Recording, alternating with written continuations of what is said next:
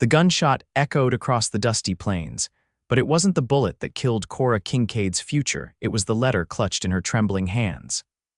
Laramie, Wyoming Territory, 1878, had never felt so vast and empty as it did in this moment when her entire world collapsed around her. The scandal would spread faster than wildfire once folks discovered what her fiancé had done before fleeing town with the bank's money and her family's dignity. "I reckon I'd stop right there if I were you, miss." The deep voice startled Cora so badly she nearly toppled from the large rock overlooking the ravine where she'd been contemplating her fate. "That's an awful long way down, and whatever's troubling you ain't worth the fall." She whirled around, hastily wiping tears from her flushed cheeks. A tall man sat atop a chestnut stallion, his face partially shadowed by a worn Stetson. Dust coated his denim pants and leather vest, marking him as someone who'd been riding the range for days. "You don't know anything about my troubles," Cora snapped, clutching the crumpled letter tighter. "And I wouldn't," but the lie died on her lips. The stranger dismounted with the fluid grace of someone who'd spent his life in the saddle. "Name's Samuel Everett. Most folks call me Sam." He approached slowly, as if she were a spooked horse. "And maybe I don't know your specific troubles, but I've seen that look before. Nothing so bad it can't be faced standing on solid ground." Cora laughed bitterly. "You have no idea. By tomorrow, my name will be mud throughout the territory. I'll die of shame when everyone learns what Robert did." Sam kept a respectful distance, but settled onto a nearby boulder. "Shame's a powerful feeling, but I've never known it to actually kill anyone." "Then you haven't lived in a small town where your father is the minister, and your fiancé turns out to be a thief who's been living a double life with another woman in Cheyenne." The words spilled out before she could stop them, and Cora immediately regretted her outburst. Instead of judgment, Sam's expression showed only thoughtful consideration. "That does sound like a proper mess, but you didn't do those things, did you?" "No, but then you've got nothing to be ashamed of." His voice carried a quiet conviction that momentarily silenced her protests. "You don't understand how people work, Mr. Everett. They'll talk, they'll whisper, they'll say I should have known, that I must have suspected something." Fresh tears threatened. "My father's congregation will lose faith in his judgment. My mother will have to endure pitying looks at church socials.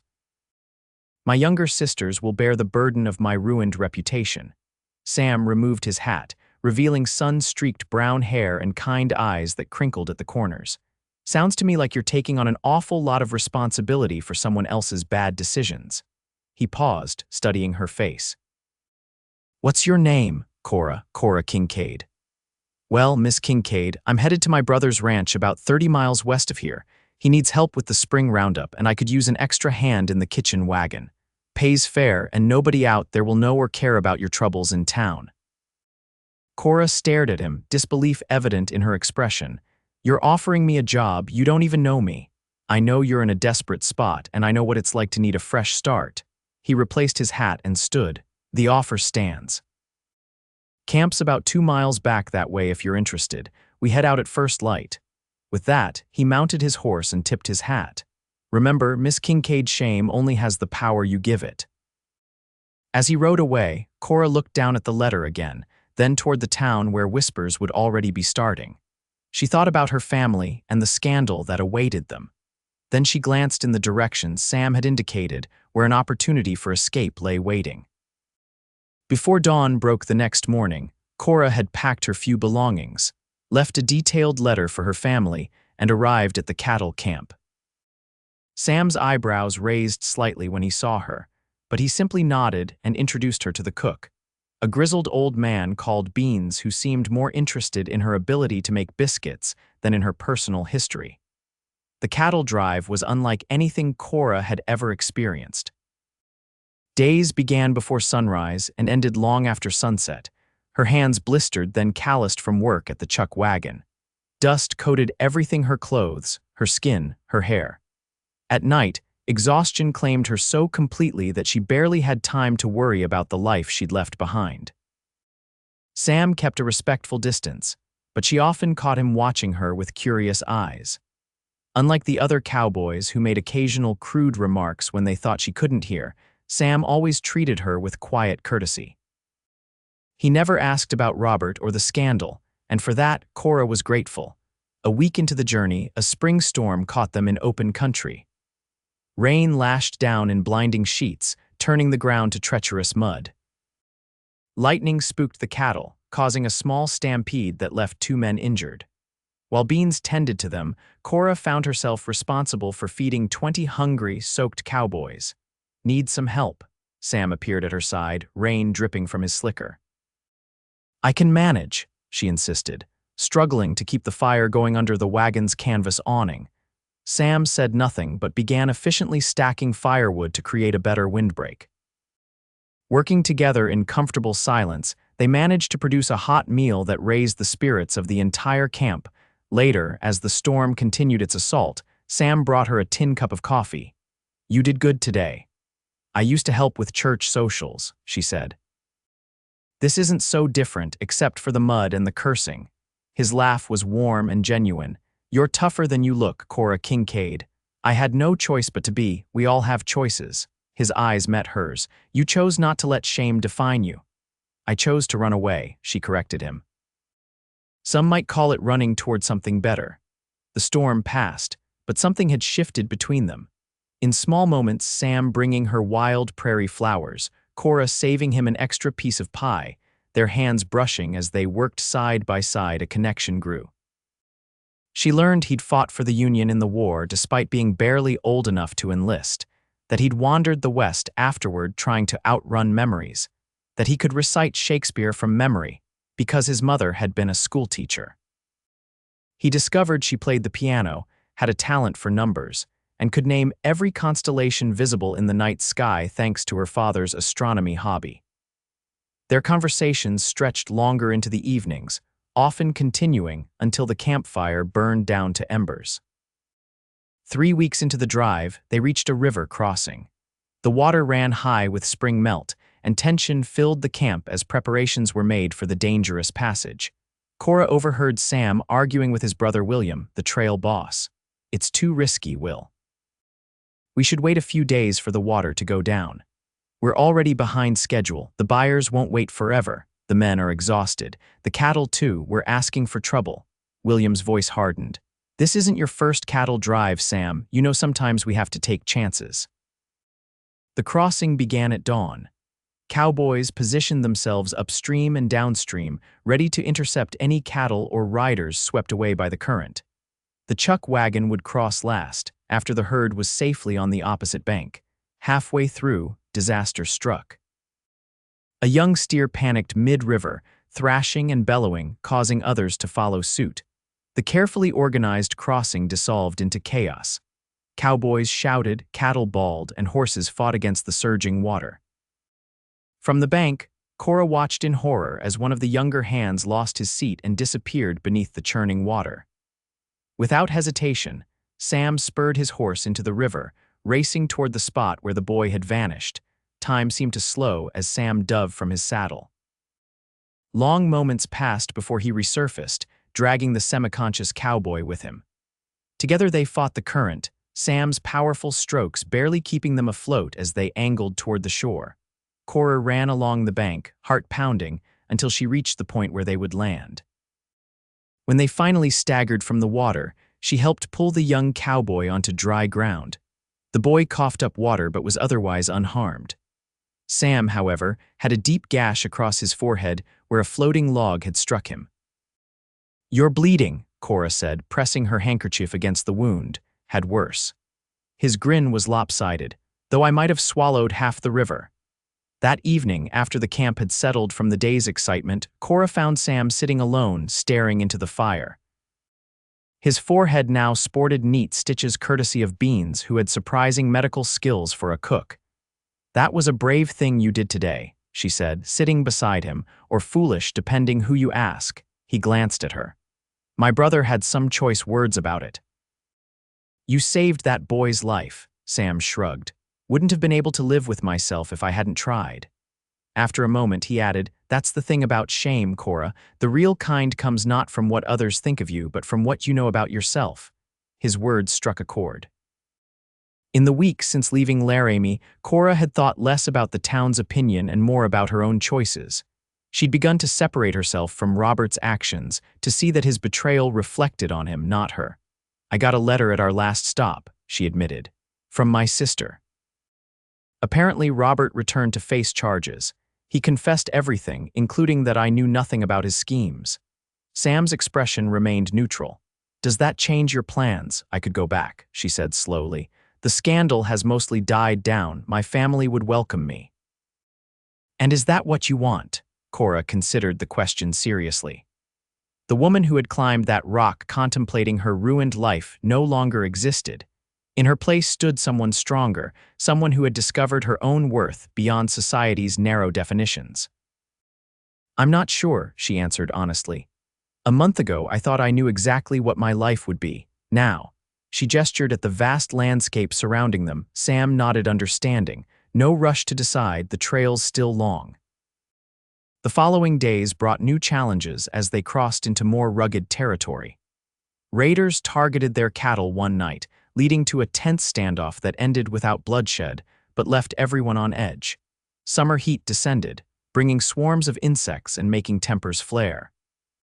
Through it all, Cora found herself relying on Sam's steady presence, and he on her pragmatic problem-solving. One evening, as she was mending a tear in one of Sam's shirts, William approached her. "My brother's different around you," he said without preamble. Cora's hands stilled. "I'm not sure what you mean. Sam hasn't been the same since the war. Too quiet, too serious, always moving, never settling." William studied her face. "But lately, he laughs again. I haven't heard that sound in years." Before she could respond, William continued. "Our ranch isn't just a stopping point. It's a real operation, 3,000 acres, good water rights. Sam's my partner, though he never stays in one place long enough to act like it." He gave her a meaningful look. Might be different if he had a reason to stay. Heat rose to Cora's cheeks. "Mr. Everett, just something to think about, Miss Kincaid." With a tip of his hat, he left her to her mending and her thoughts. That night, unable to sleep, Cora walked a short distance from camp. The moon hung full and bright, illuminating the landscape in silver light. She heard footsteps behind her and knew without turning that Sam had followed. "Couldn't sleep?" he asked, stopping beside her. "Too many thoughts." She glanced at him. "Your brother spoke to me earlier. Well, never did learn to mind his own business." Despite his words, there was affection in Sam's voice. "Whatever he said, don't let it bother you. He said you're different now, because of me." Sam was quiet for so long that Cora thought he might not answer. Finally, he said, "After the war, I couldn't settle anywhere. Kept feeling like I needed to be moving, like standing still would let the memories catch up." His gaze remained on the distant horizon. "But lately, I've been thinking about what it might be like to stop running." Cora's heart quickened. "And what have you decided?" "That depends." Now he turned to face her fully. "That day we met, I told you you'd live instead of dying from shame. I meant it. You've built something new out here. If that means you want to keep moving on after we reach the ranch, I understand. And if I wanted to stay?" The question hung between them, filled with possibility. Sam took a step closer. "Then I'd want to stay too." Under the vast Wyoming sky, with cattle lowing softly in the distance and the scent of sage on the warm breeze, Sam's hand found hers. Their fingers intertwined, a simple touch that held the weight of everything unspoken between them. "I never thought I'd thank Robert for breaking my heart," Cora said softly, "but if he hadn't, I wouldn't be here now." Sam's laugh was low and warm.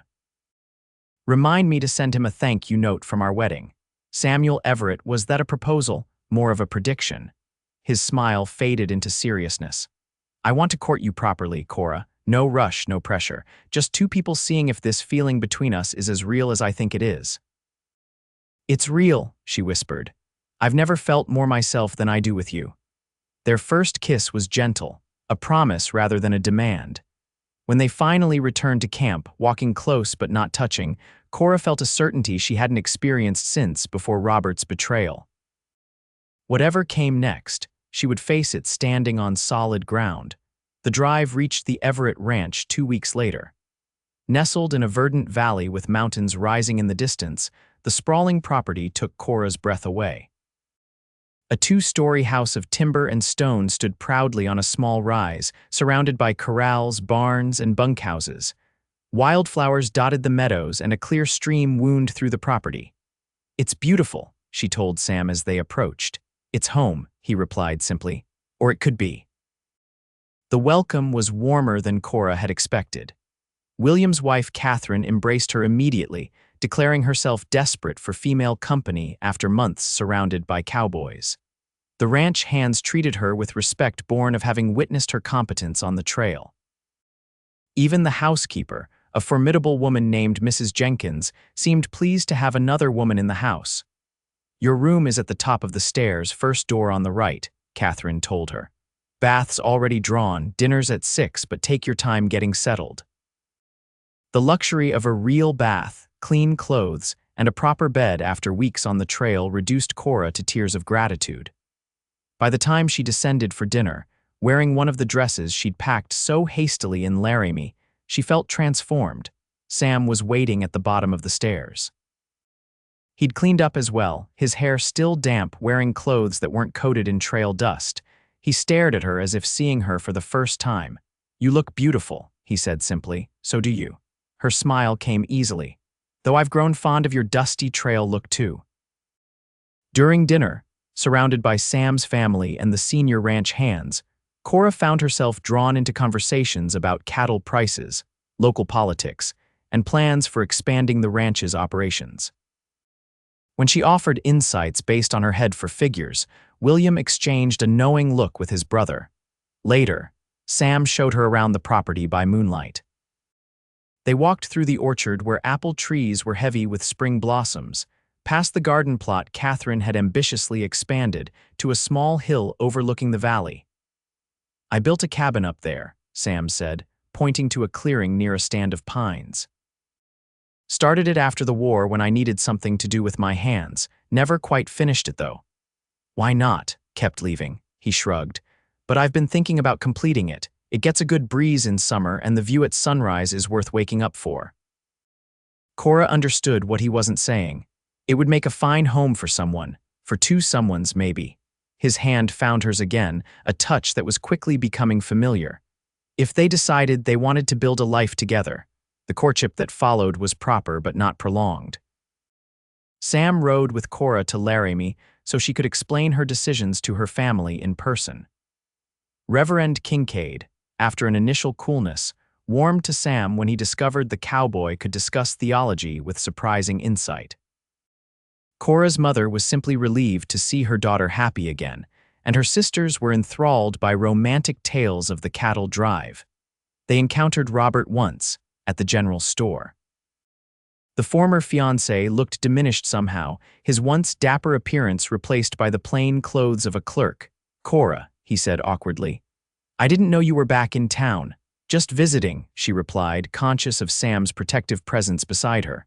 "I wanted to apologize." "For everything."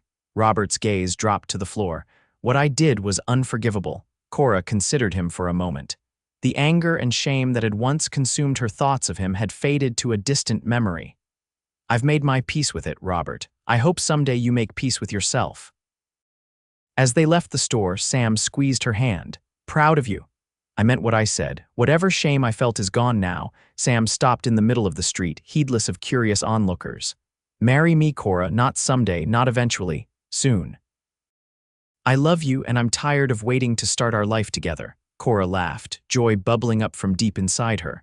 "Samuel Everett, are you always this impatient? Only when I know exactly what I want." His eyes were earnest. "And I want you." Their wedding took place that autumn, with leaves turning gold in the mountains and the ranch's busy season winding down. Cora wore her mother's wedding dress, altered and updated by her sister's skilled hands. Sam wore a new suit that made him look somewhat uncomfortable but undeniably handsome. The ceremony was held on the hill near their newly completed cabin. Friends and family gathered from near and far. Cora's family from Laramie, cowboys from the drive, neighbors from surrounding ranches. Beans made the wedding cake, declaring it his masterpiece despite its slightly lopsided appearance. When Reverend Kincaid pronounced them husband and wife, Sam's kiss was no longer tentative, but a promise fulfilled. The celebration lasted well into the night, with dancing under the stars and enough food to feed twice their number. Later, alone in their cabin, surrounded by wedding gifts and the furniture they'd chosen together, Sam pulled Cora into his arms. "Happy?" he asked. "More than I thought possible." She traced the line of his jaw with gentle fingers. "A year ago, I thought I'd die from shame. Now look at us. I told you you'd live loved instead." His smile held all the tenderness in the world, and I intend to spend every day making good on that promise. 5 years passed in the blink of an eye. The Everett Ranch prospered under the combined efforts of the brothers and their wives. Cora's head for business proved invaluable as they expanded operations, and her piano playing became a beloved feature of community gatherings. Sam finished their cabin, adding rooms as their family grew. First came Elizabeth, with her father's thoughtful eyes and her mother's determined spirit. 2 years later, James arrived, a boisterous boy with an infectious laugh. Now, as summer warmth settled over the valley, they awaited their third child. On the anniversary of the day they'd met, Sam took Cora back to the hill where their cabin stood. A picnic basket in one hand, her hand in his other, they settled beneath an old oak tree that provided perfect shade for watching the sunset. "Remember that day by the ravine?" Sam asked, pouring her a cup of lemonade. "How could I forget? I was certain my life was over." She smiled, resting a hand on her rounded belly. "I couldn't imagine this future. I knew from the moment I saw you that you were strong enough to overcome whatever was troubling you." He reached into his pocket and withdrew a small package. "I've been saving this." Inside the carefully wrapped paper lay a delicate silver locket. When Cora opened it, she found a tiny painting of their family on one side and an inscription on the other. Not shame, but love. Tears welled in her eyes as Sam fastened it around her neck. "It's perfect. Not as perfect as you." His voice was gruff with emotion. "Every day I thank whatever fate led me to that spot at that moment." Cora leaned against him, watching their children play in the meadow below. Elizabeth was showing her brother how to make daisy chains, their laughter carrying on the breeze. "You saved me, Sam." He shook his head. "No, you saved yourself. I just reminded you that you could." As the sun dipped below the mountains, painting the sky in brilliant hues of orange and pink, Cora thought about the journey that had brought her here. From the depths of shame to the heights of joy, from a woman contemplating her end to a woman embracing her future. The path hadn't been easy or straight, but every step had led her home. "I love you, Samuel Everett," she whispered, his arms tightened around her.